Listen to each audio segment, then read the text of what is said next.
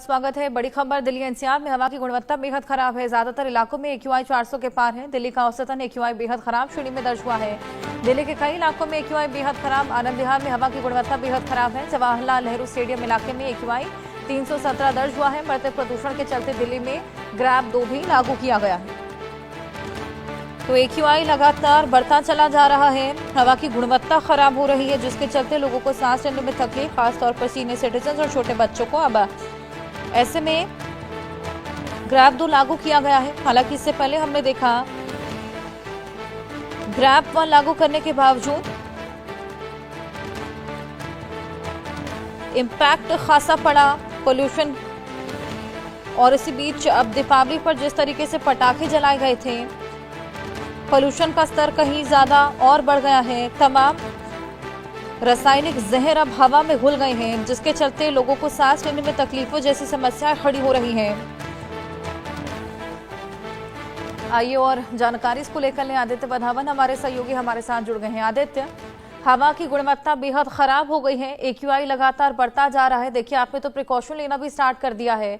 किस तरीके का माहौल बना है, सांस लेने में किस तरीके से तकलीफें हो रही हैं, और क्या लगता है ग्रैब 2 अब कल दीपावली के बाद जो ग्रैब 2 लागू हुआ है वो कारगर साबित होगा इस पोल्यूशन को कंट्रोल करने में?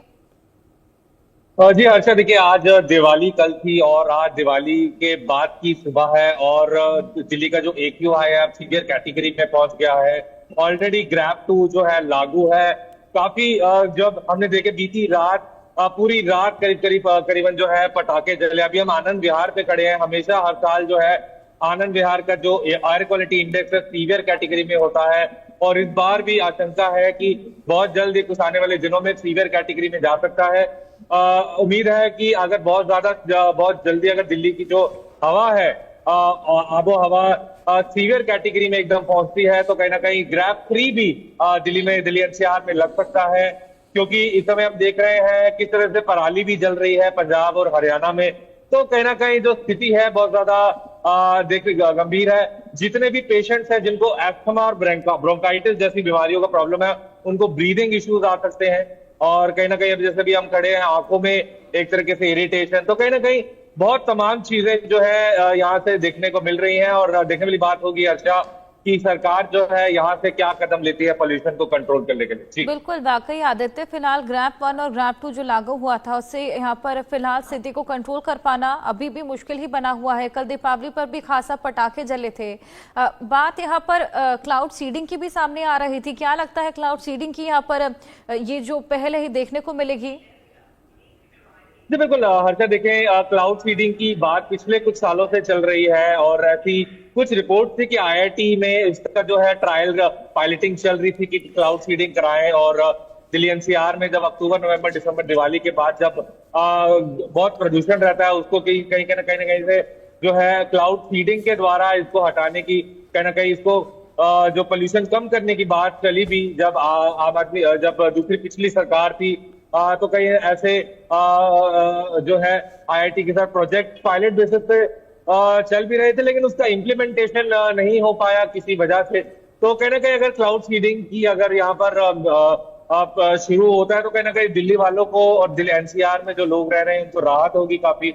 अब लेकिन देखने वाली बात होगी क्योंकि इस बार हमने देखा किस तरह से कोर्ट ऑर्डर में भी ग्रीन क्रैकर्स पे जो है अनुमति दे दी गई, और उसके चलते ही दिवाली से एक दिन पहले छोटी दिवाली में भी लगातार पटाखे जले और दिवाली पर तो चले ही चले। तो उसी की वजह से जो है ये अब जो आबो हवा है दिल्ली एनसीआर में काफी जहरीली हो चुकी है। जी बिल्कुल। और आदित्य, जिस तरीके से ग्रीन पटाखों को जलाने की अनुमति दे दी गई थी, लेकिन उसी की आड़ में तमाम ऐसे और पटाखे हैं जो कि बेहद ज्यादा केमिकल्स वाले होते हैं, वो भी जलाए गए थे। अब ऐसे में ये भी इंश्योर नहीं किया गया था कि जो पर्टिकुलर टाइमिंग सेट किए गए हैं उसी के भीतर ये पटाखे जले हों, और उसी वजह से पोल्यूशन इतना ज्यादा बढ़ गया है। जी बिल्कुल, ऐसा कुछ कर्फ्यू वाला सिस्टम नहीं लगा कि टाइमिंग फिक्स कर दी जाए कि क्या 10 या 11 बजे तक जो है चलेंगे। लगातार आधी रात तक पटाखे जले हैं। कोई इस पे रेगुलेशन नहीं हुई, चेकिंग नहीं हुई, रोक टोक नहीं हुई। तो कहीं ना कहीं स्थिति बहुत ज्यादा गंभीर है क्योंकि ऐसा जो पटाखे जले हैं इसमें ये नहीं कह सकते कि सारे ही ग्रीन क्रैकर जले हैं। कुछ दूसरे पटाखे जिसमें केमिकल्स होते हैं सल्फर डाइऑक्साइड जैसे केमिकल्स होते हैं और अलग तरह के तमाम केमिकल्स होते हैं, उससे जो कि बहुत हार्मफुल है, जो PM 2.5 की मात्रा हवा में बढ़ाते हैं, तो कहीं ना कहीं बहुत बिल्कुल ज्यादा आदित्य, स्थिति इसी बीच गंभीर है एक और और देखने बड़ी वाली। खबर आ रही है आपके पास, मैं वापस लौटूंगी। दिल्ली के वजीरपुर में AQI 408 दर्ज किया गया है।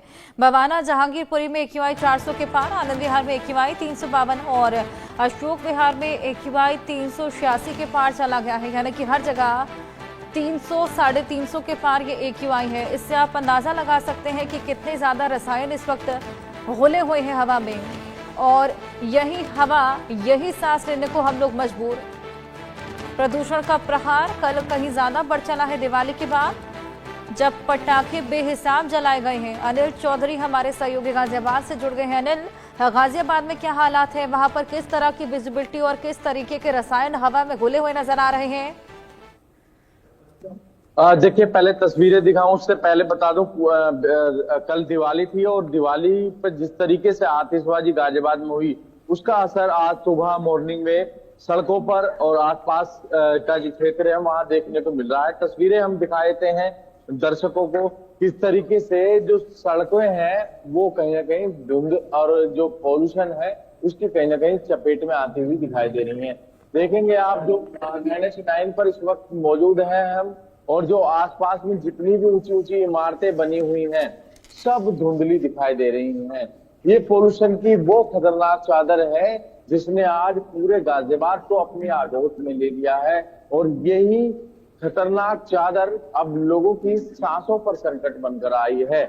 और ऐसे में लोग अब परेशान होने के साथ साथ अब बीमार भी होने लगे हैं, क्योंकि अब लगातार स्वास्थ्य विभाग की तरफ से भी ये कहा जा रहा है कि घर से निकलें तो मास्क का इस्तेमाल जरूर करें, और बड़े और बुजुर्ग और बच्चे विशेषकर, और जो प्रेग्नेंट महिलाएं हैं वो खासकर ध्यान रखें। इस तरीके की एडवाइजरी गाजियाबाद के स्वास्थ्य विभाग की तरफ से दी गई है।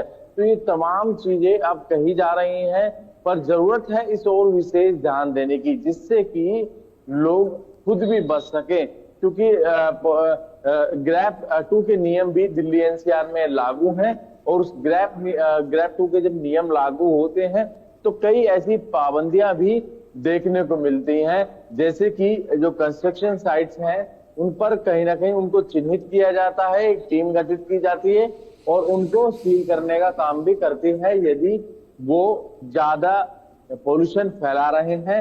और साथ ही ट्रैफिक के जो अधिकारी हैं वो भी एक टीम गठित करते हैं, और साथ ही जगह जगह जाकर चेकिंग, जगह जगह चौराहों पर चेकिंग की जाती है।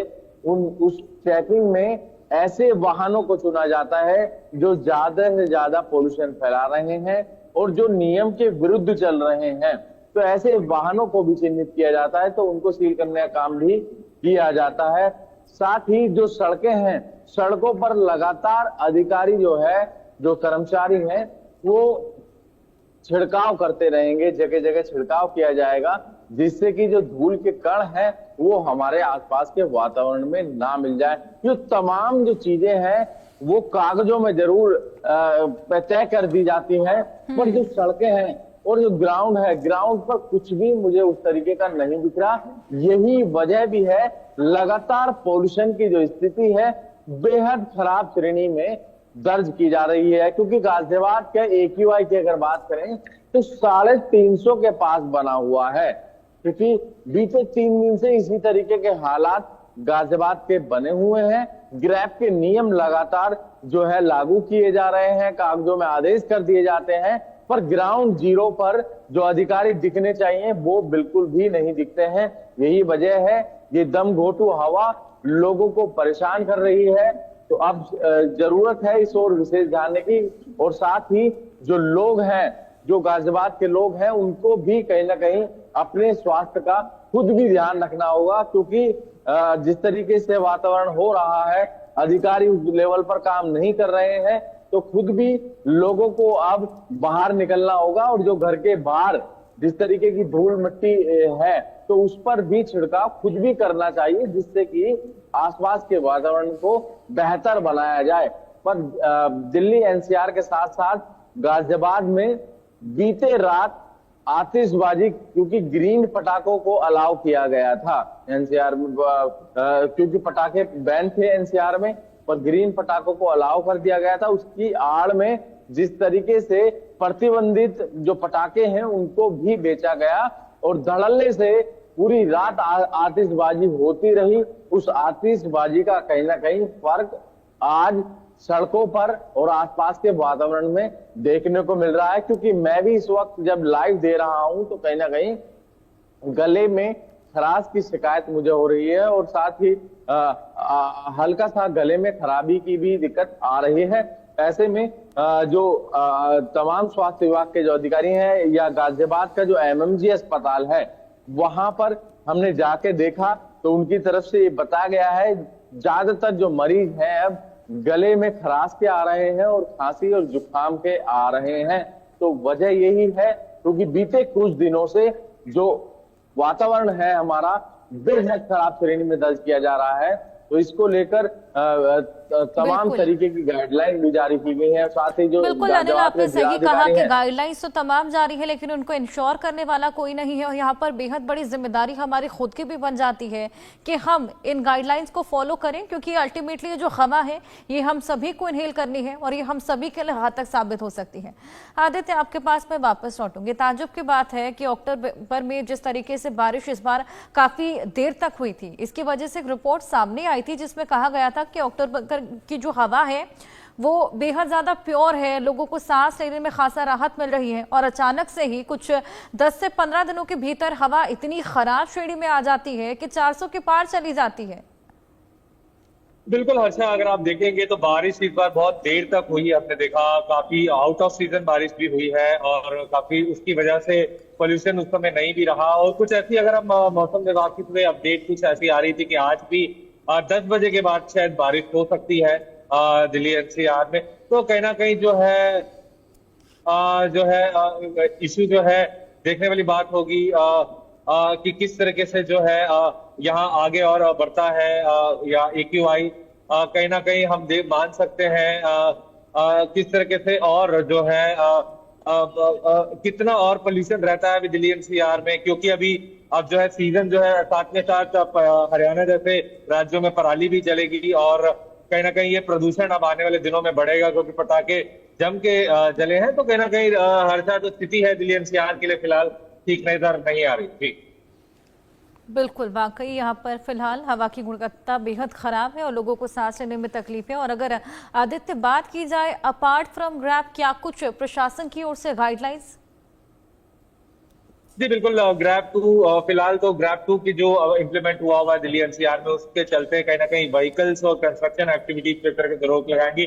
अभी सिचुएशन मॉनिटरिंग में है। अगर जो एयर क्वालिटी इंडेक्स है दिल्ली का अगर सीवियर कैटेगरी में जाता है तो उसके बाद कहीं ना कहीं कोई स्टेप और लिए जाएंगे। हो सकता है ग्रैब 3 भी इम्प्लीमेंट हो जाए, ये देखने की बात रहेगी। ठीक, बिल्कुल, वाकई ये देखने वाली बात। अनिल, आपके पास मैं वापस आऊंगी। अभी ग्रैब 2 लागू हुआ है, क्या आपको लगता है कि ये जो पोल्यूशन इस लेवल तक पहुंच गया है कि ग्रैब 2 इसको रोकने में अभी कारगर साबित होगा? देखिए, मुझे नहीं लगता क्योंकि पहले जो है ग्रैब 1 लागू किया गया और कागजों में चीजें कर दी जाती हैं पर ग्राउंड जीरो पर नहीं दिखती हैं। इसीलिए लगातार जो आसपास का वातावरण है बेहद खराब श्रेणी में दर्ज किया जा रहा है। दिन प्रतिदिन पोल्यूशन जो है अपना ही रिकॉर्ड तोड़ रहा है, लगातार पोल्यूशन बढ़ रहा है। और दिवाली पर भी जिस तरीके से आतिशबाजी हुई उसका भी असर देखने को मिला और आज भी कहीं ना कहीं गोवर्धन पूजा है तो आज भी आतिशबाजी होगी। तो ये लगातार जो त्योहार का जो सीजन है इस बीच में आतिशबाजी लगातार देखी जा रही है, उसका फर्क भी पड़ रहा है। साथ ही मौसम में जिस तरीके से बदलाव हो रहे हैं तो कहीं ना कहीं उसका भी फर्क कहा जा सकता है, क्योंकि जो हवा की जो गति है वो कहीं ना कहीं धीमी है। यदि हवा तेजी से चलेगी तो कहीं ना कहीं जो धूल है और जो पोल्यूशन है वो कहीं ना कहीं छटता हुआ नजर आएगा या बारिश हो जाए, क्योंकि फिलहाल अभी कोई प्रोडक्शन है नहीं। क्योंकि मौसम विभाग की तरफ से अभी ये कहा गया है बीते आगामी 2 या 3 दिन इसी तरीके का हालात बने रहेंगे। वहीं पोल्यूशन विभाग जो कंट्रोल कर रहा है उनकी तरफ से भी ये कहा गया है कि आगामी कुछ दिन इसी तरीके के हालात बने रहेंगे। तस्वीरें जिस तरीके की मैंने दिखाई हैं एक बार फिर मैं दिखाना चाहूंगा किस तरीके से धुंध की चपेट में आज पूरा गाजियाबाद है। और ये पोल्यूशन की वो खतरनाक चादर है जो पूरे गाजियाबाद को आज परेशान कर रही है। आप देखेंगे जो ऊंची ऊंची इमारतें हैं आज कहीं ना कहीं पोल्यूशन की चादर में ढकी हुई दिखाई दे रही हैं। और बीते कुछ दिन की पहले की अगर बात करें तो ये इमारतें जो है बिल्कुल क्लियर दिखाई देती थी, और जिस तरीके से आज हल्की हल्की दिखाई दे रही हैं तो कहीं ना कहीं पोल्यूशन का जो स्तर बढ़ा है उसका ही वजह ये मानी जा रही है।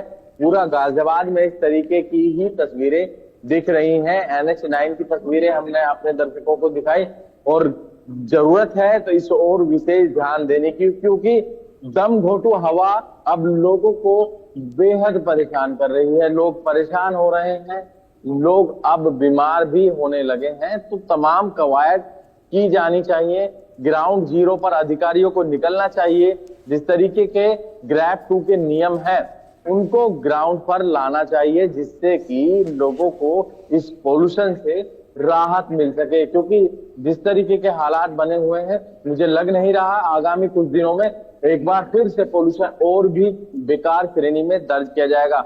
हालांकि पिछली साल की उपेक्षा की अगर बात की जाए तो इस बार पोल्यूशन का जो स्तर है, क्योंकि दिवाली से अगले दिन ही 450 के पार पिछली साल जो है पहुंच गया था AQI।